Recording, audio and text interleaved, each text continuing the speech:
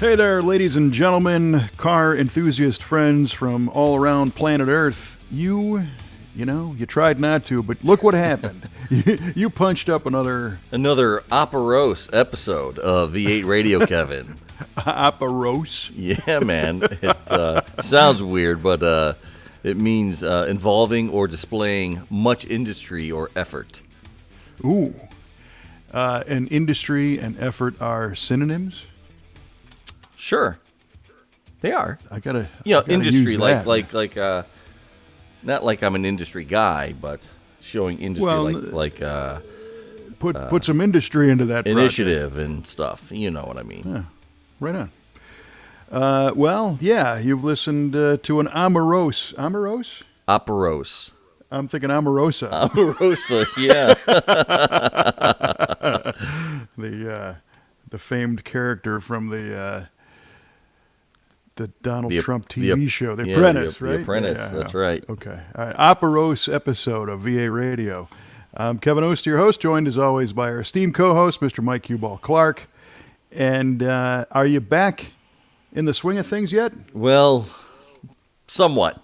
I'm somewhat. Part of me is still in the desert, but part of me is still back here. We'll find out why after these trivia questions. Hey! And that is called a tease, my friend.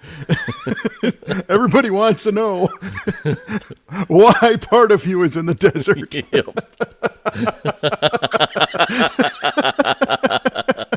So they're going to sit through this nonsense to find out. All right. Well, let's roll, man. Yeah, okay. So on all these episodes, we throw out an automotive trivia question. The question at the beginning, the answer at the end. So you'll find out not only why Mike is partially in the desert, but also the answer to these riveting trivia questions. What have you prepared? Or what has somebody sent you this week? This one's actually mine. Okay. All right, Kevin and listener. All right. Who designed the world's first functional hybrid vehicle? Oh, boy. The world's first functional hybrid vehicle. And I'll let you have a bonus and tell me the year. Okay. Well, so I guess I need a little bit of clarification on what hybrid means. Okay. So like using an internal combustion engine to power a generator to feed a battery to power a vehicle. Okay. Which, I always thought was kind of a lot of monkey motion to get there. It is a lot. It certainly works in trains and hybrid cars work well. Yeah, diesel, electric, yeah. Yeah, one to power the next to power the thing. Mm-hmm. Okay, so in that respect, who built it and when? Yes. All right, so the when, I'm going to say it's earlier than I think. These were popular a few years ago.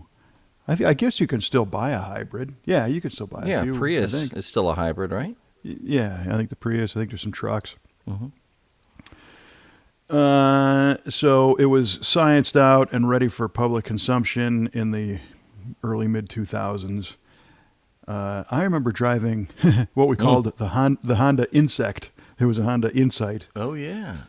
And I think that was a gas hybrid, right? Yes.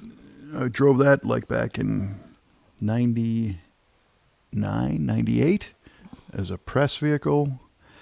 And let's see. So that was streetable at that point to buy. So we're not talking like consumer ready to buy, or are we talking about just the first company that invented and drove a successful one?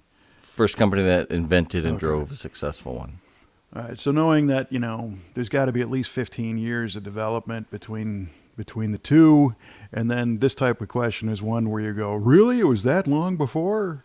Because they probably tried it and it was bulky and they didn't have the controllers, and then they shelved it until technology caught up. So I'm going to say the year was 1971.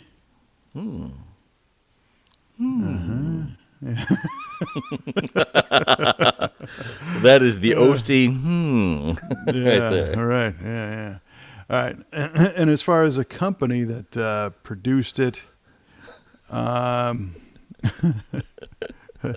glad this is so entertaining The best. because it's way wrong. No, I'm not saying that at all. Because I have no idea. I'm going to say it was a friend's, it's got to be a company that's got ties to electric stuff as well as gasoline, because it would only make sense. I'm going to say it was Mitsubishi. Ooh. Mitsubishi. And that's Purveyors of hybrid vehicles. Very nice. That's all I have to say about that. Well, you said a lot. All right. So final answer, 1971 Mitsubishi. Right. Duly noted. All right. What do you got coming Okay. my way? Well, this one's kind of relevant. This deals with a thing called the SEMA Show. Ooh. Yeah. And it's a numbers question All right. and a bonus. So we've talked before that the SEMA Show is an automotive trade event, although it's got a lot of cars and a lot of people think it's a car show. But in 2019, how many cars were on display at the SEMA Show? And the bonus was how many in 2021? Okay. Okay. 2019. Last year, before the pandemic, that they had the SEMA Show in full force. I believe there were about 180,000 people that went through the show floor throughout that week. They went through the floor. Yep, just all the way through it. Yeah. I'm going to mute just your like- microphone, sir. Well, just like when an electric vehicle catches fire and it just burns to the core of the It earth. does. The China syndrome. Those people went through the floor. Yeah.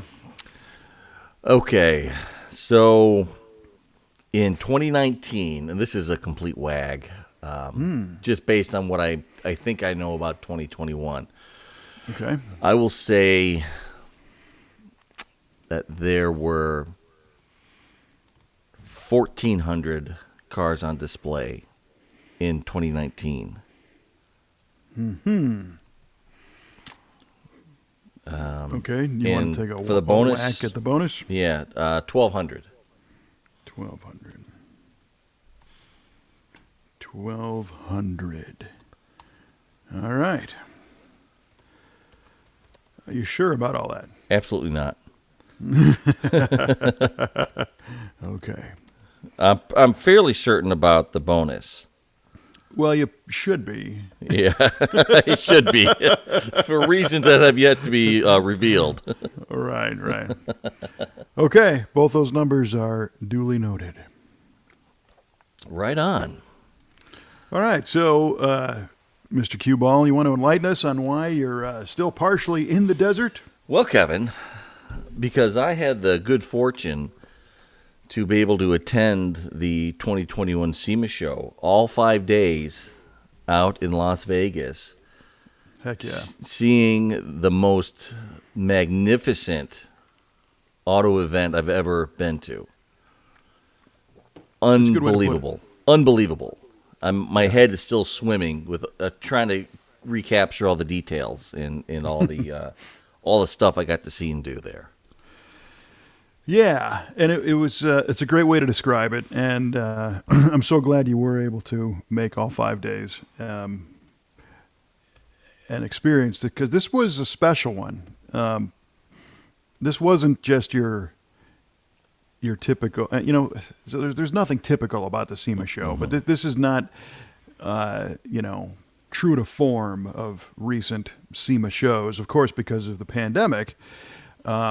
And there was this on and off again with a lot of people, is it going to be on? Are they going to have restrictions and hemming and hawing?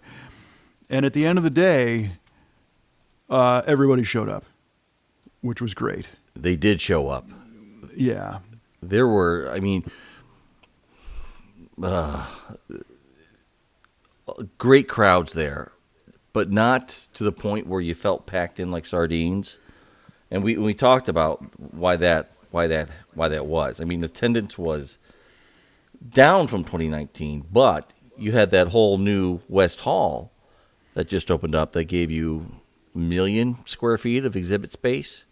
Yeah, an additional 1 million square feet. Yeah. So even without the pandemic, it would have been spread out more once the West Hall opened up. So that was nice. I used the analogy before that in 19 when we pulled the trigger and opened the doors, it was like, trying to get into a Rolling Stones concert.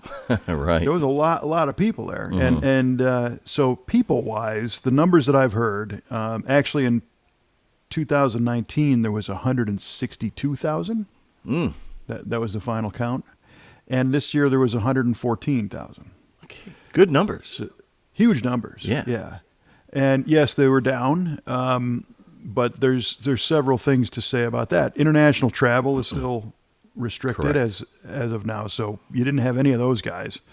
And I think proportionally, I don't know the answer, but I think if it was 114,000 domestic, the international component would have pushed this over 162, I think. I think we had a stronger domestic. That's just my, fly on the wall observation. Right. But at the end of the day, they've said from day one, the SEMA Show is not about size. It's about the quality of the experience. Mm-hmm. And those things kind of go hand in hand, because if you're going to exhibit something and you're trying to attract a buyer, if there's more buyers there, you have a better chance to attract some. Correct. So, in that respect, kind of more the merrier. But the overall quality of the show this year was just lit up because the people that were there really wanted to be there. Yes. Everybody was in such a good mood the whole time. I didn't see one sour face the whole time there. I mean, and it's long days at the convention center. I mean, it's from 9 to 4, but you're on your feet. You're walking, you're moving. You're pretty beat by the end of the day, but by gosh, you're still thrilled to be there. Yeah, and I think the first couple days were still a level of disbelief.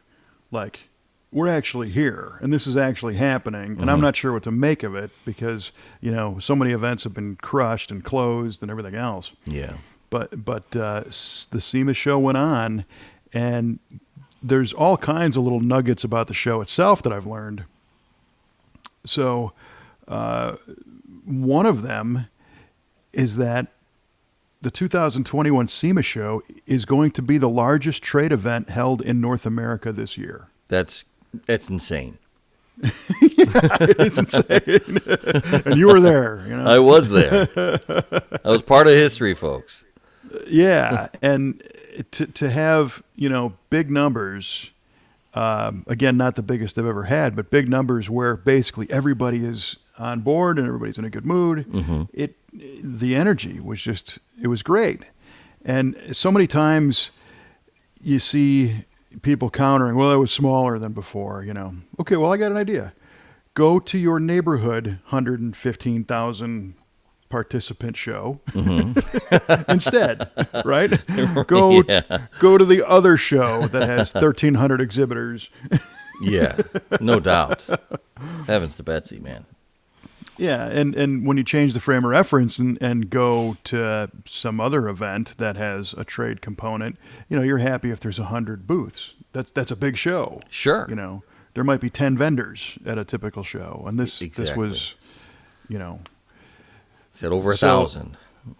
Yeah, so there's always context, but if you look at it for what it is, the right vendors were there, the right people were there, the right attitude. The cars were killer. There was a lot of people that had an extra year to work on the show car. Yeah, that's true.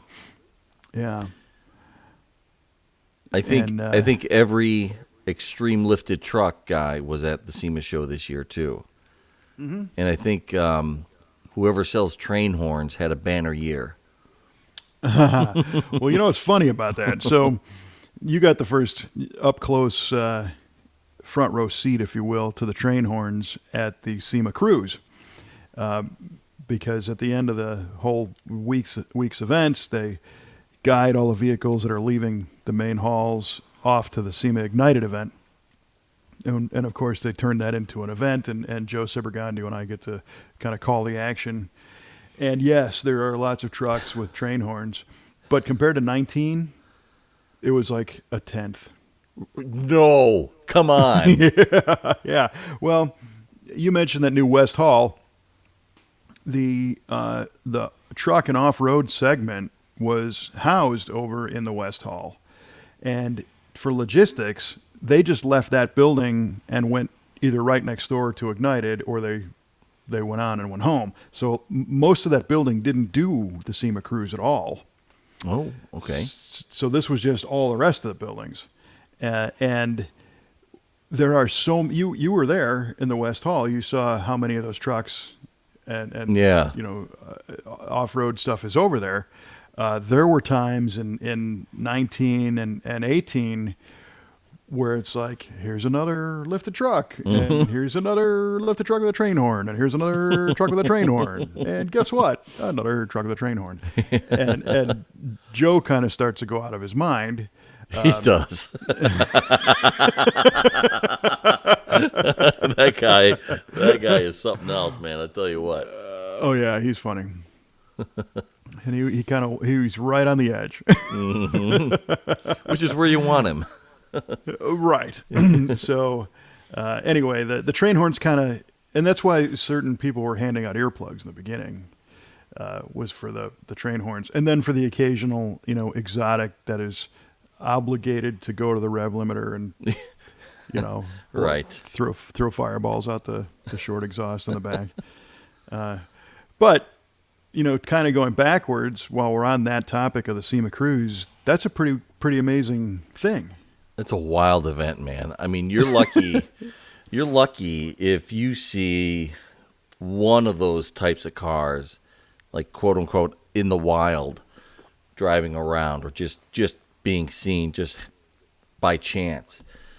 And we saw like 1,200 of them roll by. Yeah. in the space of a few hours. Yeah. Just it blew my mind. I mean, I couldn't handle it. It was crazy. Yeah, if you're any kind of a car enthusiast, the SEMA cruise on its own is worth the trip to go to that show. Mm-hmm. Even if you're not able to get into the show, it's open to the public, and you can go sit in the bleachers and just hang out. And the variety stems from, 50s VW vans and buses to current day McLarens. Yep. And lifted trucks with train horns. And saw a couple of cool lowriders roll by. There was some killer lowriders that came by.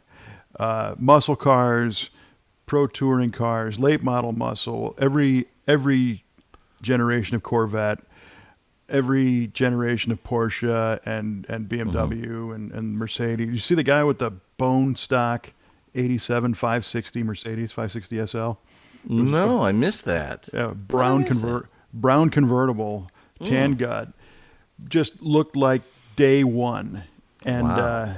And it passed me, and so the orientation was the cars kind of came around a curve right in front of the center hall, and that's where I was stationed. And then Joe was further down the route a little bit, so I could call to Joe on the PA and say, hey, check this one out that's coming towards you, and he grabbed that guy with that Benz SL, because you wouldn't think that car would have anything to do with the Specialty Equipment Market Association, right, or a giant car trade show. But it turns out it was in a stereo company's booth, because they make a retrofit Bluetooth stereo for that car now. Oh, it fits wow. in the dash. Yeah. All right. Well, then it does belong there. It sure does. Everything does. Yeah. It's all encompassing. Man. So that was fun, and I. So we've got a lot of bonus content that came out of the SEMA show, because you recorded a lot. Mm-hmm. And during the cruise, I think you recorded a ton. 2 hours of gibberish. Kelly and I, we had a front row seat, and we were commentating together, Nice, and nice. it was really a lot of fun. I mean, I'm really not good at color commentary, but I gave it my all, and I did my best, and I try to achieve a little personal growth from it. But it was a great time. But you might get 3 good words out of that whole 2 hours of nonsense. Well, if you feel like whittling that down, in a future episode, we'll share the some of the commentary because Okay. I also tasked you with counting all the cars. At the end of it, he said, "How many we got?" I said, "About 50." Yeah, right. But we got your feedback on the PA system too. Yeah, we did. Yeah, that was cool. Thanks, man. Yeah, you're welcome. And Joe put out a good plug for the VA Radio podcast. Mm-hmm. Yeah. He's like, "Stop talking to cue ball. Let's look at this car." That's it, right? You were there, man. And we bumped into a couple listeners. Do you remember the gentleman? We do. Yeah, we did. Oh my gosh. I have his name. I have that young man's name. Cool kid. He came up. He was after the cruise was over. He came up and he had an interesting story. He was looking at you. You were standing by me. A couple other people. He was standing there. I thought he was waiting to talk to you. And he says, "Hey, man, I just want you to know I listen to." He's talking to me. He's like, "I love V8 radio, man. I listen to it all day." I'm like, "Are you talking to me, kid?" That's what I'm thinking. I was blown away. I'm like, that is so cool. It was cool. Yeah, he's a CNC machine operator, and said, I would listen to music, but that would just get boring and old. And so I found this podcast, and I listened to it like 5-6 hours a day. It's great. And look, it's boring and old. Yeah. Well, hopefully you can dig through the notes and find his name because very nice guy. Like you said, 5.5 hours a day streaming. And at the time, I think he was up to somewhere in 2018. So he had a few left to go. So that's cool. We appreciate that. Yeah, so, that was real cool. It was. So getting back to the show itself. I have it. I'm sorry. Let me breaking news. This gentleman's name was Caden Bancroft. Oh, right on. Yeah, he listens to the podcast all day. So thank you, Caden. Caden Bancroft. Do the old Casey Kasem long distance dedication. Because wasn't he in Canada or something or close to it? I don't know. I don't remember where he said he was. Yeah, I could have that wrong, but anyway, that was but nice. Keep your feet on the ground and keep reaching for the stars. Keep both hands in your pants. So the actual show itself, you were kind of on assignment, checking stuff out, seeking people out to chat with, recorded some interviews. So a couple years ago, you had your 2-day in and out quick experience. And this time, I guess our friend Grady did not disappoint when he picked you up from the airport. No, that's right. That's right. Okay, all right. So yeah, people have to hear this story. So in 2019, Grady picks me up from the airport. I had never met Grady before in my life. My flight came in really late, and I get in the car with him. He's like, "Hey, how you doing?" I'm Grady. I'm like, "Hey, good to meet you." I'm Mike. He says, "Listen, I know it's kind of late, but you feel like going for a beer?" I said, "Oh, man. All right, I guess. I don't want to upset this guy. I don't even know him." So we go to this dive bar way off the strip called the Double Down, and they sell vomit insurance there. Right. Where you pay $20, and if you throw up, they'll clean it up for you, and you get to stay. Yes. So that's the kind of classy place that Grady takes me to, which is fine. The bar was set high. Pretty much. So this year, when it's learned that I'm coming out, I inquire, is Grady going to pick me up from the airport again? Because looking back, it was a good time. I mean, it was a cool experience, and it's made for a great story over the years. So sure enough, Grady's going to pick me up, and I'm texting him with flight information and he says, okay, well, when you land, we're going to just meet us at the passenger pickup. We're going to be in a white sedan. I said, okay, fine. There you go. We being him and his son. Yeah, his son Gabe was there as well.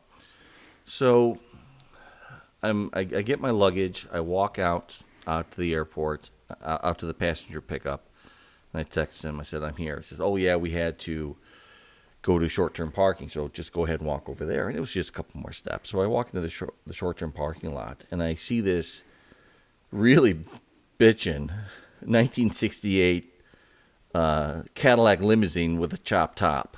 Like, that's cool. I'm kind of walking toward it, and then I see Grady. I'm like, well, how did Grady stumble upon this? Because this is how clueless I am, or how tired I was. And I walked up to him, and I says, well, it would be great if this was the white sedan you were picking me up in, and it was a white Cadillac.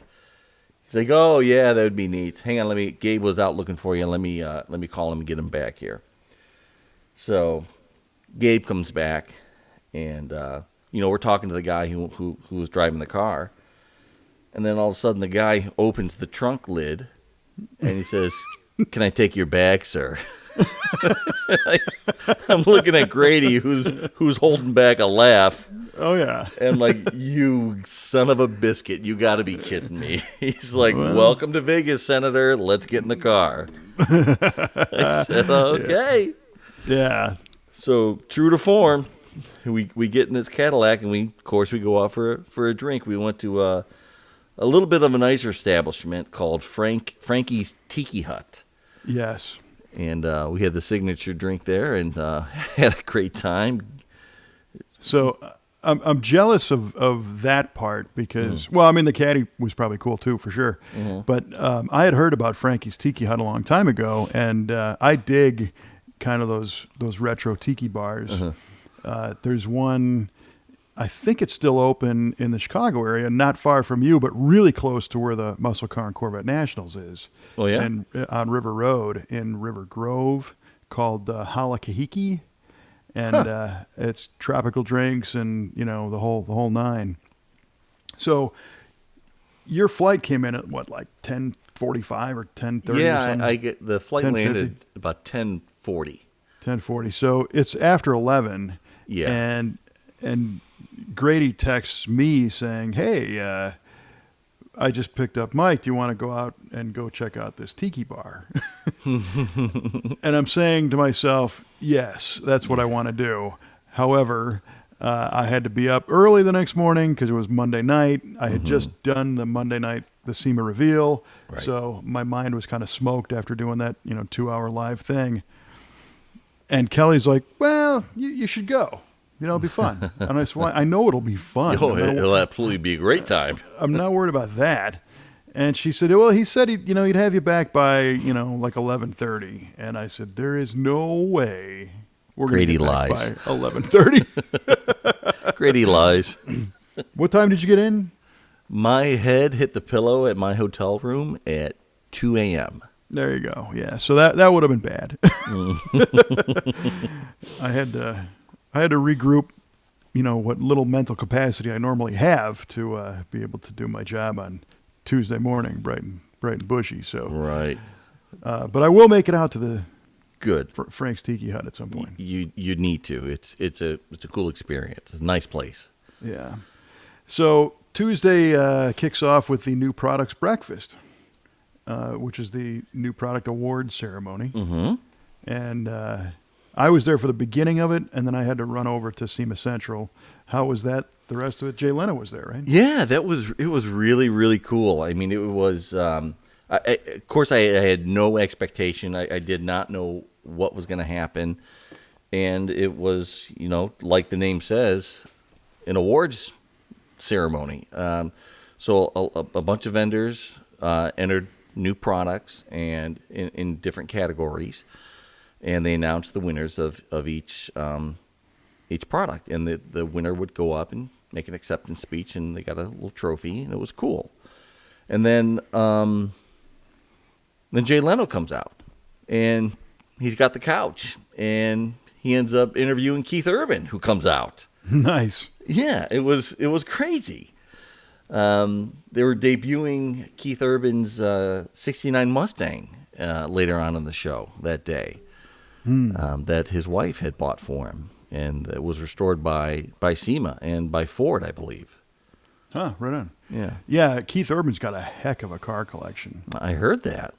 Yeah, I mean, we all know Leno does, but Urban's got some stuff that is. He's got a lot of modern exotic cars, Paganis and McLarens and stuff like that. So it was interesting that he got a '69 Mustang. But I saw that car very briefly. It's like dark blue, right? Yeah, it's he named the color. It was called. He wanted a very deep dark blue, and according to his interview, he looked up. He tried to think what's the deepest, darkest, bluest place on Earth, and he looked it up, and it was the Marianas Trench. No, And so he named it Mariana Blue. nice. Yeah, it's pretty cool. That's very cool. It's also a little bit of a play on like Marina Blue, which is true. Light blue color. So Mariana Blue is Mariana Blue. dark and deep, Mm-hmm. Yeah. much like us. Yes, indeed. Yeah. So there was obviously a ton of cars that got revealed and brought out, but one that was really, really interesting was our friends from Arrington Performance in the Redline Racing Oil booth.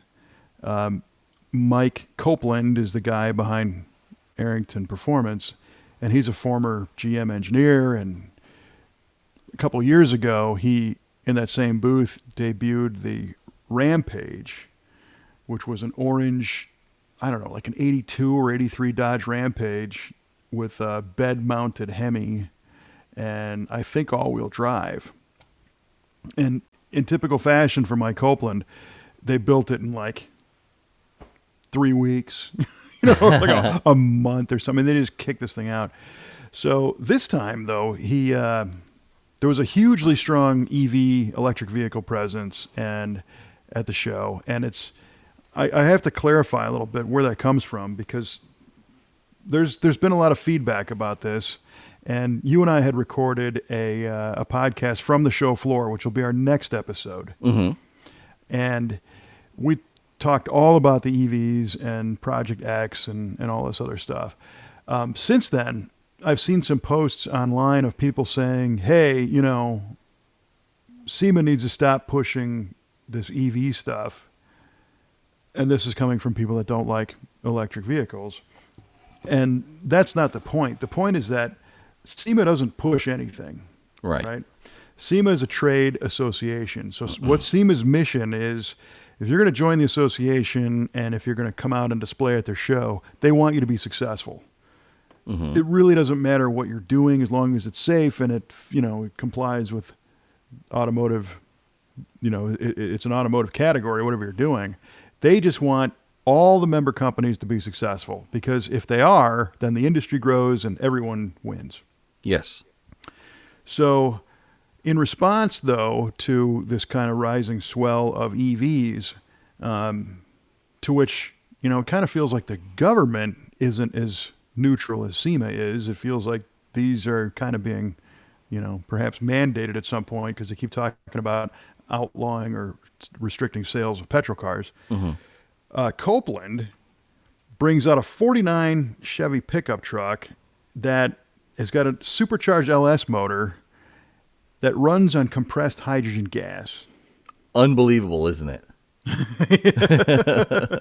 Well, it's really cool, and it's not. He didn't invent the technology or anything. It's been around. Right. Municipal vehicles use it and all that stuff. But you ended up talking to Mike. I did.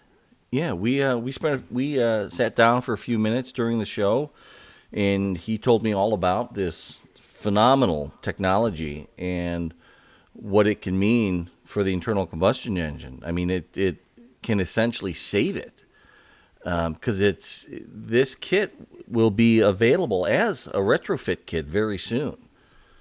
So you can keep your, direct injected, V6 or your carbureted V8 if it can't get gasoline anymore. And the great part about it is it's zero emission.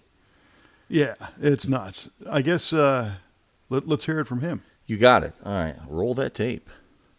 Hello everybody, this is Mike from V8 Radio, and I am here at the 2021 SEMA Show in Las Vegas.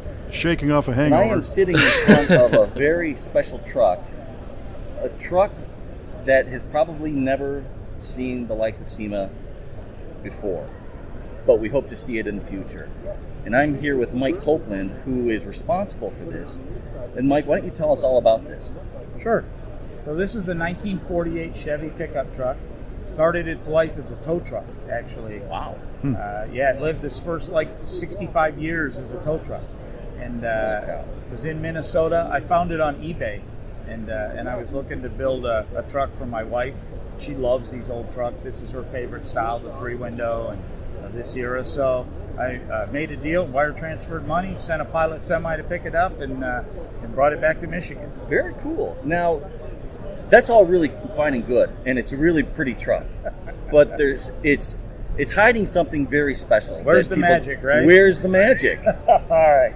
So this truck is powered by an LS-based engine, has a Magnuson 2650 supercharger on top of it, and it's powered by hydrogen. Now, that's amazing, and not typically when you hear hydrogen, you think hydrogen fuel cell, but that's not the case with this truck. That is not the case here. A hydrogen fuel cell, basically you inject hydrogen into a membrane, you burn it inside the membrane, it creates electricity. That electricity is then sent out of the membrane and stored in a battery pack, and it runs electric motors to drive the car. In our case, we inject hydrogen into the cylinder, we burn it inside the cylinder, extract the energy from it that way, and then we have a traditional driveline. So this is a LS engine. It has a Tremec manual transmission from American Powertrain, a 9-inch rear end, and it's got an Eaton True Track in it, and it drives and runs down the road just like a gasoline-powered vehicle. You are saying all the right things. Well, one of the things that really, electric has its advantages, right? But this thing, we're able to create hydrogen today. Green hydrogen is created without a carbon footprint. So there's zero emissions created to make hydrogen today. That's fabulous. Can you pause this? Truck, Yeah. All right. So a couple things real fast. I realize now it's a 48 and not a 9. It's okay. Well, I put a video out saying it's a 49, I think. You can find that on the VATV YouTube channel, by the way. The other thing that is critical here is the concept of green hydrogen production. And apparently there's dirty hydrogen and clean hydrogen, depending on how they make it, which I don't really know the difference. But the goal is, if you have an existing vehicle with let's just say this truck with a V8 LS engine, the creation of the engine and its carbon footprint has already kind of been amortized. That already happened, right? Yes. But the fuel, the goal is to go completely clean from start to finish, from the creation of the fuel to the combustion to basically it breathes off water and a little bit of nitrogen, right? Is that a tiny bit of nitrous. Nitrous, yeah, and that's it. N2O. Yeah. So when I posted the video about this very truck, somebody's like, yeah, well, you still got to make hydrogen, and that takes petroleum, and well, yeah, there is a process to it, but apparently there's this burgeoning clean hydrogen production ability that all of a sudden makes this whole thing just spotless from start to finish. That's cool, and he did mention that, and I wish I would have asked him to expand upon that. Unfortunately, I didn't. That's okay. Well, hit it again. Let's pick it back up. You got it. Takes that green hydrogen and uses it to power the truck. We take the energy out of it. This truck is zero emission. There's nothing that comes out of the tailpipe but a little tiny amount of N2O and water. And we can convert that hydrogen back into mechanical energy to drive down the road, and we have zero footprint. The only battery in this truck is the Optima I used to start it. It's the perfect answer. I cannot agree more with that. And it sounds like a V8. That's even better. Now, this is direct injected as well. This correct? is not. This is not. actually port injected. So Oh. we have 16 injectors, 8 in the traditional location at the port, and then we machined CNC machined a 2-inch adapter that goes between the supercharger and the intercooler, and we inject 8 more injectors there where we spray it in and suck it into the cylinders and burn it. Nice. Yeah. Well, Now- here's the other trick stuff Sure. to it, right? So it contains, for a given volume, it contains 3 times the energy of gasoline. So if you take an equal volume of hydrogen, an equal volume of gasoline, 3 times the amount of energy. So you don't need as much of it. Second, and what I really like, and it's an opportunity we'll pursue as we go forward, it burns almost 3 times as fast. Wow. So one of the biggest struggles to keep an engine clean and to make it efficient, internal combustion running on gasoline, you have to allow time for the flame, once you ignite the gasoline, to travel across the piston. So your challenge is to extract all the energy out of the gasoline and try to not put unburnt gasoline out the tailpipe. Sure. In our case, because we can burn it 3 times as fast, if you had a 7,000 RPM capable engine that you could run efficiently on gasoline, which is it's really close to the max where the efficiency is today, we could run 20,000 RPM given the supporting Crazy. characteristics and still efficiently burn the hydrogen. We still light it with spark plugs. Okay. In this Cool. case, we're using E3s. We run a much colder plug. We use a traditional coil setup. We have a specific computer that my partner Bosch developed that we use in this, and so we use their computer to run it. We have software that we've created and calibrations and all of those things that we do. Hydrogen is extremely resistant to detonation, so we don't even have to run knock sensors, and we can control the timing. Obviously, take advantage of the opportunity to add or subtract. In the case here, on this hydrogen, we built a 9-to-1 compression motor, Okay. but we're running 15 pounds of boost on it with no Wow. concern of detonation. Now, That's insane. Yeah. this unit that's on this truck, this is available as a kit. Not yet. Not yet, but it will be. That's our goal. Phenomenal. Right. So our goal is to create retrofit packages, and you'll be able to take our package and install it on your 32 Ford, on your 57 Chevy, on your 2014 Camaro. Wow. I mean, that's our goal, to go that far, right? Sure. And I don't know at which step, this is the first ever one. It runs, all of that stuff. We'll continue that. We're going to build a second vehicle. This is obviously a show car, and it's hard to lean across the fenders of a Tri-Coat Candy Pearl all the time and work on them. So we're going to build a second car with the same powertrain in it. Cool. So this will be our kind of show car. We'll use that one for development work. If people want to learn more about this great truck and this hydrogen technology, where would they go? Well, right now, there's not a lot because we kept it completely under wraps until Tuesday when we debuted it here, right? I see. I Sure. think we kind of shocked the world that we could do this. Uh-huh. So as we go forward, information on this will be on my websites, which are shophemi.com and diversifiedcreations.com. Those are both my companies. And then Redline will be promoting it. Many of our partner companies will be promoting it. But it'll be on the Redline site, Phillips site. It'll be information via Bosch. And then we'll be, look for us very shortly to be releasing some videos showing it running and driving and things like that. I'll be honest, we sat on those, and I'm going to build the suspense just a little bit longer. Right on. Okay, So- okay. He's a showman, everybody. Right. So, I'm not new to this, right? Right, yeah, So, sure. It's not and, your first day. Yeah, but we have a technology that's never been seen. We've shown that it works. We'll continue to show that it works. We'll share with the world as we do development. You can follow our social media. You can follow Instagram, Facebook, either under Arrington, Diversified, or my own, which is, I have 5,000 followers on my own personal page, right? Cool. Which is just Mike Copeland on Facebook, right? So if you do happen to go there and you want to friend me, please don't be offended. They limit me to 5,000. So I'm probably going to have to start a professional page for that. And have followers rather than friends. Sure. Yeah, exactly. Gotcha. So, well, thank you for sharing it with all of us. This is coming at a great time.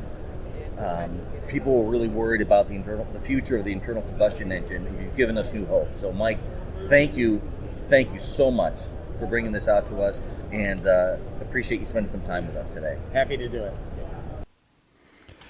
Yeah, that's There we go. serious. Yeah. So much to chew on. He had told me that the system, the tank, you fill the tank to 5,000 psi, Correct. and the question I had was, okay, so I'm going to go down to my local, Clark gas station and say, where's the hydrogen? And apparently in California, I think there's 42 or 47 Yes. stations today, because California uses this technology already to push their buses around and drive some municipal vehicles. So quite honestly, when he said this particular one, he was kind of holding the videos of it moving around close to the vest, I was a little bit suspicious at first, because it's like, oh, yeah, okay. But then knowing that it is in use in California and in New Jersey, sure, it makes all the sense in the world. And he had told me that it's a very special tank that he had designed for this truck, and it was apparently built in Canada, Gotcha. and it got hung up at the border. Yeah, I heard that too. I did hear that. He did tell me how it was made. It was made of spun aluminum with a rubber bladder inside with a shell of carbon fiber around it. Wow. And it's already DOT approved. Oh, yeah, right on. Yeah. So, yeah, my first thought was, well, go get some aluminum and weld up a tank. But Right. no, No. we're talking a little bit different with the internal bladder and the carbon.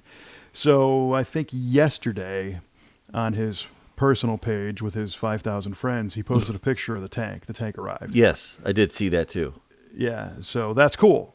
So hopefully Susie, who's doing some media work for him, Susie Bowder, let me know that there's going to be a press event of some sort where they're going to get the new tank in, get it charged up, and drive this thing around. And you had told me that he said they were moving it around with like a welding tank full tanks of hydrogen, yeah. Yeah. So all that's really cool. And again, the benefit is it burns spotless. So my next question was, so here you have something that is burning hydrogen and probably won't require frequent oil changes because there's no combustion byproducts to dirty up the oil. Right. So why are who's behind this, And it was in the Redline Racing Oil booth, which is actually owned by Shell. And Shell has been a partner because Shell makes hydrogen. Aha. So there you go. And Shell would rather make and sell hydrogen than watch you plug your car into the wall at home. Makes sense. Yeah. Right? They absolutely would. And maybe this is the time, and I'm speculating here. This is completely rectally speaking, if you will. but I can see that a petroleum company is going to hang on to selling petroleum products as long as possible. Yeah. Before having to do something different. And maybe they're looking at the rise and the mandates of EVs saying, well, maybe it's time now to start doing something different that we can still be a part of and still make a product for. Those are all good speculations, I think. Sometimes I do that. This is not investment advice. Do not. Your results may vary. Yes. Past performance is not indicative of future gains.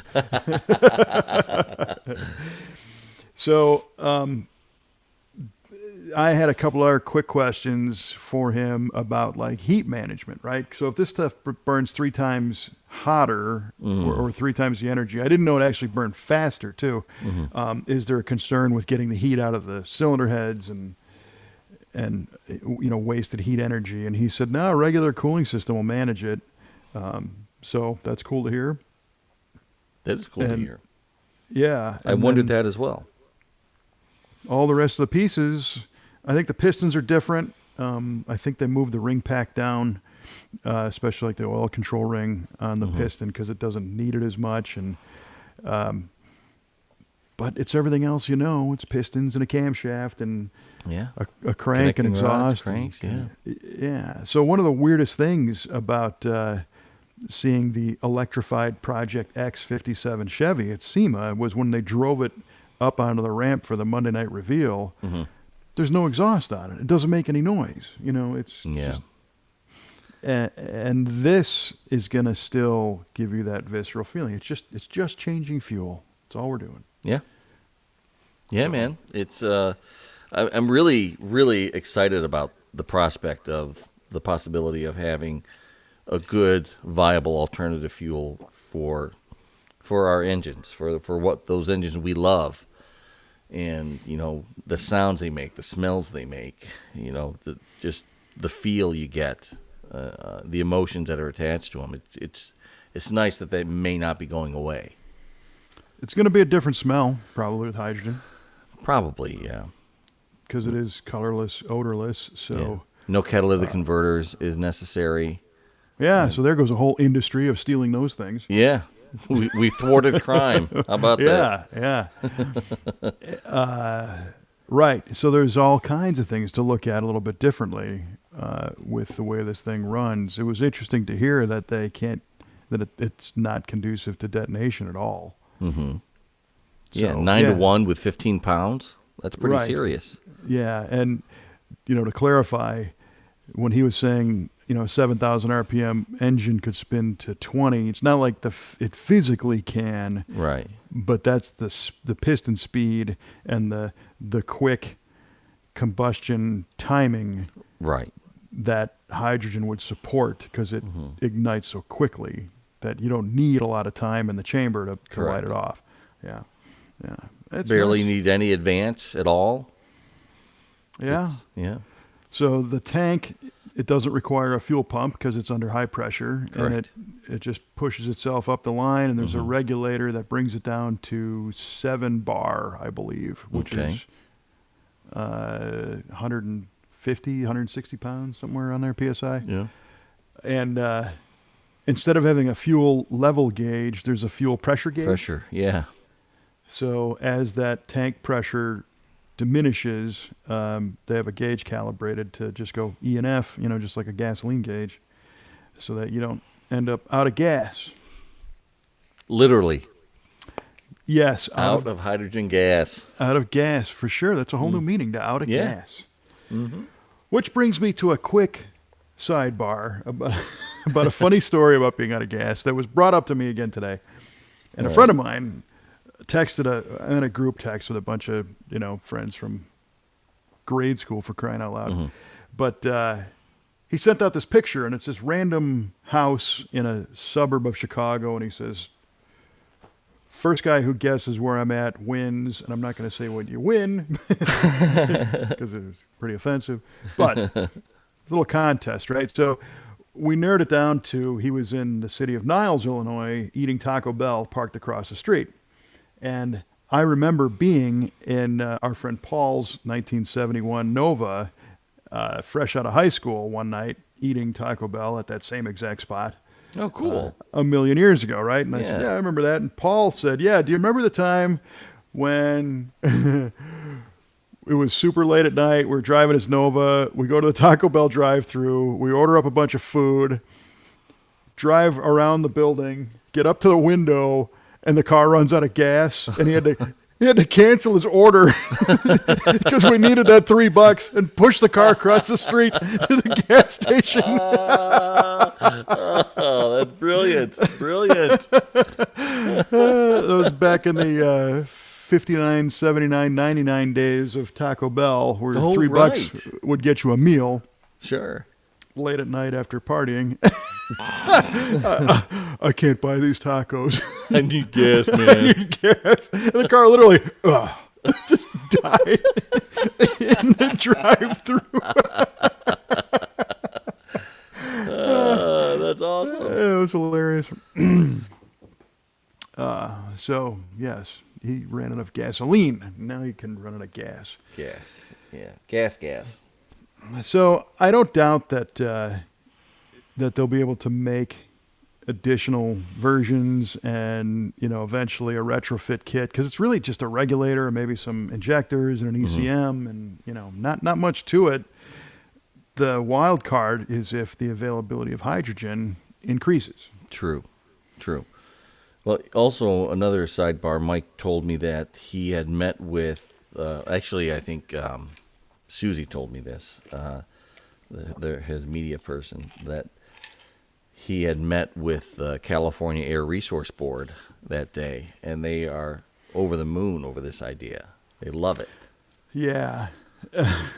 In fact, when I went to the booth and I shot that video, he was talking to the California Is Air that right? Resource Board people, and it was hysterical because I go kind of trouncing. I didn't have a lot of time, right? I was working the SEMA Central stage. They gave me 2 hours off because they were going to use the stage for the Battle of the Builders competition. Mm-hmm. So I said, look, can I go skate and see the show? And they're like, sure, we'll text you if we need you. So I beeline out into the center hall, and I'm appreciating the wider aisles because I can navigate and get to where I'm going. And I see the truck, and I thought, oh man, I need to grab Mike for a minute and just get the story on this thing. So as I start moving towards Copeland, Susie grabs my shoulder and pulls me back and says, no, he's talking to carb people. And I looked at her, I'm like, well, I'm a car guy. Dang it, Susie, I'm car people. Yeah, no, CARB, California Air Resource Board people. You jerk. Oh, yeah. Oh, those car people. Yeah, CARB people. Well, he can talk to them all he wants because I didn't have a whole lot of desire to chat with them. And Susie answered my questions, so That's cool. it was funny. Yeah, Susie was funny. I walked up there, and I'm wearing my SEMA creds that they say media on there. And she grabbed me quick, says, hi, let me tell you about this truck. I'm like, Yeah. okie doke. Yeah. Well, she's also a racer. I don't know. You probably have seen her car. She's got I think it's an LS-powered Rambler wagon. It's blue. Oh, cool. With a silver top and flares, and she's an autocross racer. And Really? yeah. And she's I didn't know that. married to Rodney Prouty, who was big on Lateral G and ProTouring.com. And I think his Sweet. deal is SuspensionGeek.com, I believe. Correct me if I'm wrong. I'm sorry. So yeah, she's into this stuff for sure. Very nice. Yes. So, that's just, and that was a big thing this year. In fact, that truck, Chris Kirsting, CEO of SEMA, did a spotlight on that truck during the SEMA banquet. He did. He certainly did. And spoke very highly and with a lot of promise about the future, of internal combustion and the big thing is you don't have to throw everything that you have away, and your cool toys won't be illegal, and you'll still be able to enjoy them. Right. And that gets back to why SEMA's here. Everybody wants to be successful, and you don't want your camshaft company to go out of business because electric motors don't have cams. But as soon as I saw that, I was like, wow, this is that gave it even more cred, if you will. But my point was that then there was the other X number of cars that we will release in a moment to look at as well. And, everything had a story. And so you're right. It's completely overwhelming to be able to take that whole thing in, even in 5 days. But it was a really, really good show. It really was. I recall a moment when I was sitting with the crew that was out there, with part of your crew, and what was it? Brian, Jordan, and Mike. Yes, which was great because it was their first time going to the SEMA show.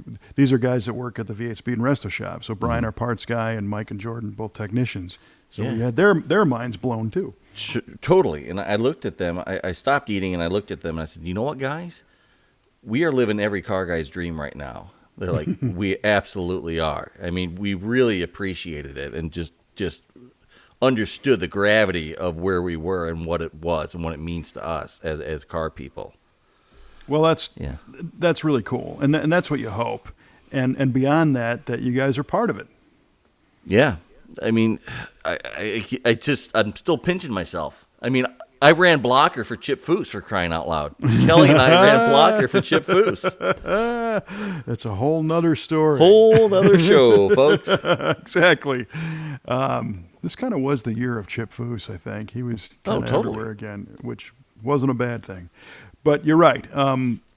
It was very, very cool to see guys from our team that had not yet been to that show. Mm-hmm. And it makes it a little bit easier to explain to them, you know, this is, you know, I called SEMA and some of these other events that I do, you know, the other woman. Because when I'm out of the shop on weekends at whatever event, this is what I'm doing, you know. Mm-hmm. And they didn't have that perspective. So it was kind of cool to see different element. Yeah, I think they really get it. They really get it. So they were really blown away, and they were honored to be able to be there as well. Yeah. Yeah. Well, me too. Because you're right. It is every car guy's dream. It's insane. Yeah. And they did great. They all came back super energized with reflections and ideas and thoughts and connections, and you know, just the big fear is that you get back to your regular routine and all that magic is left. Just evaporates. Stays in Vegas, you know. Yeah. So you got to keep it active. So every morning, you know, I kind of run through those days, and it's like, who did I bump into? Who did I talk to? Oh yeah, I got to reconnect with that guy because we said we're going to talk next week. It's kind of the famous line, right? You know, and then a lot of times it doesn't happen because everybody gets back in their routine. So well, I was fortunate enough to meet some of our past guests that we've had on the show. We had our friend Clarence Barnes was up there. For sure. And I went to go over to talk to him and say hello to him for a quick minute. Hour and a half later, I'm finally walking away. Right. That's Clarence. Yeah, man. And I met Joe Sebergandio in person. That guy is something else. Yeah, he is. He's great. Yeah, he really is. And of course, who else? I met the Dave Evans or Doug Evans. Doug Evans, yeah. The Doug Evans. He was something else too, man. You met Jim Savis, my other old boss? Yep, Jim Savis, sure did. And your good buddy Terry McGeehan from Hemmings. Yeah, you finally met Terry. I thought you had met him before at McCacken, maybe, but it's possible, maybe, but I don't remember. But now I do remember. Yeah. And I always will. Well, Terry's a good dude, and it's and that's how it goes. You know, you meet a few, and then you meet a few more, and you know, one of the things that I thought was really pretty amazing to me is that this was my 25th SEMA show, and we talked about that before, but there was a point after the SEMA banquet, I guess on Thursday night, when you and I and Kelly. The other guys had to catch a flight Friday morning, so they didn't want to stay out quite as late. But the three of us were at the bar in the hotel, and standing around the bar was no less than 6 people that I used to work with that were all there at my very first SEMA. That's trippy, man. It was trippy. Yeah. And everybody works somewhere else now. Right. But they're still in that industry. That's the thing. They're still in that industry, and I'm wrapping my mind around the other thing I think that's interesting about this. So we all worked at the time Peterson Publishing, which published Hot Rod and all the other car and truck magazines, and we proved that today, when those people get together, they get together as Peterson alum. They don't get together as the job they had 5 years ago. Sure. It always goes back to that core group from Peterson. Yeah. It was very profound to work there, and I didn't know it at the time. I mean, I knew it was cool and it was fun and it was Sure. a great experience, but looking back, it's like, if you think of a job that you had 25 years ago, would you even care to see anybody that still worked there? Yeah, or probably or not. worked there at the Yeah. time? Do you remember any of them? And we're all just picking up conversations, like we saw each other yesterday. Mm-hmm. So, and it is the industry, the auto industry and the aftermarket and the performance side, especially enthusiast side. Mm-hmm. It's a different breed of people. It's people that just really dig what they do. So the relationships, I think, are a little bit stronger. Mm-hmm. You're genuinely interested in what other people are doing, because it could be a business thing, it could be a personal thing, as opposed to other industries where 5 o'clock you hang it up and get out the door, and that's Right. Not, and forget not about how it. Try to forget about it. right. Yeah. But not this. No. My golly, I want to remember this all the time. Right. Yeah. And I try not to take that for granted, because I'm fortunate enough to be immersed in this, which is killer. Even to the point of one of the guys we were chatting with is West Virginia State Senator Mark Maynard. Right. And he's going to be a future guest on our show, which is cool. That is cool.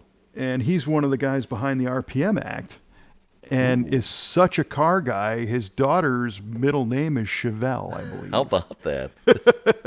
I love it. Oh yeah, yeah. So you never know. And we were just hanging out. I didn't know that. I didn't know who he was until after talking to him for 20 minutes. And John Cobb, who is a guy that I used to work with, he's in digital publishing and advertising today. But he's like, oh, yeah, this is Mark. He's a senator. Okay, cool. Yeah, no big deal. Yeah, NBD. we were just talking about his Chevelle, So, yeah, it's magic. It's cool. It is magic, man. Yeah. And like we alluded, so I think our next episode is going to be the one recorded there on the show floor. And some fun things happened while that was They going did. down. They really did. And then you've got some more interviews in the can. Well, not interviews in the can, but interviews. Interviews in the Can by Mike Clark. Interviews. I think we just found our new segment, Kev. Yes.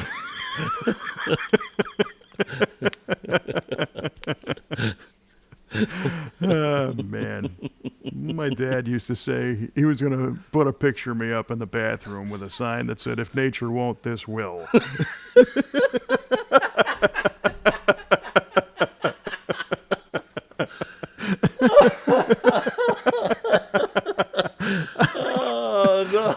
Oh, man. Where did he come up with that stuff? Oh man. my gosh. Oh, that's too good. Not even scratch the surface there, but so anyway, there are future interviews from this event that we will sprinkle into the next couple episodes. I hope people don't mind, because it's cool stuff. It is. Yes. So thanks for heading out there and taking care of all that, doing that stuff. Oh, It was cool. dude. I'll go every year if you want me to. That's fine by me. Hey, if the opportunity arises, Yeah. I think it's worth it. So, all right. Well, in the meantime, there are people that are just clamoring away of like, what is the answer to these trivia questions? yeah, they're calling professional help to deal with the anxiety. They're phoning a friend, that's for sure. Right. All right. So, all right, here we go. So, Kev, I asked you, who designed the world's first functional hybrid vehicle? And for the bonus, I asked you what year. And your guess was 1971 by our good friends from the land of the rising sun at Mitsubishi. Mm-hmm. Unfortunately, those are both incorrect. I figured as The much. first functional hybrid vehicle came around in 1900. There you go. See, I knew it was going to be a lot earlier. From our good friend, Mr. Ferdinand Porsche. Nice. Porsche designed the world's first functional hybrid car, the Semper Vivis, Latin for always alive. Oh. The technology marketed as the Launer Porsche system also had applications beyond the sphere of electric vehicles. Porsche extended the car's range by not using a battery as an energy source, but instead using a combustion engine to drive a generator and thus supply the wheel hub with electrical energy. There you go. Yep. That Dr. Porsche was a sharp cat. He was. Nice. That's a good one. Thank you. Came up with that all by myself. Wow. Congratulations. Amazing. It was a good one. Thank you. All right. So I asked you how many cars were at the 2019 SEMA show, and the bonus, how many in 21? Correctamundo. Well, 2021 you got correct at 1,200 because I think I told you that during the SEMA cruise. I think I did hear that, yeah. That's good you're paying attention. Yeah. Your guess for 19 was 1,400. Yes, that was my guess. And in reality, I think it was 1,500. Ooh. So close. Yet but, so far away. Yeah, well, if there was a prize, it'd be a different story. If there were a prize for being wrong, man, I'd be top shelf. Well, if we had a prize for being right on this show, it'd be a different story. True. All right. Well, this can and will go on for hours in future episodes because there's a lot to cover. And then in a couple weeks, we've got the Muscle Car Corvette Nationals. Oh, yes. And then shortly after that, another 3 weeks or a month or so, is the PRI show in Indy.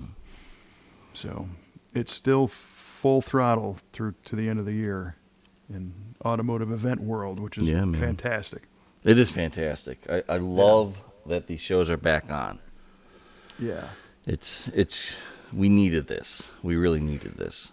Yeah, and especially, the world went through its stuff and everybody had their personal struggles and battles, and some had worse than others. But I will say, like a year ago right now, I was on the skids. You were. And a week ahead of now, a year ago, I was as close to checking out of this big blue marble as I had ever been. Dude, you were scaring all of us. You were really scaring the heck out of all of us. Well, and the great thing is that little meningitis nonsense and stuff is completely under control today. It's basically immeasurable in my system, and we're back. So, right on.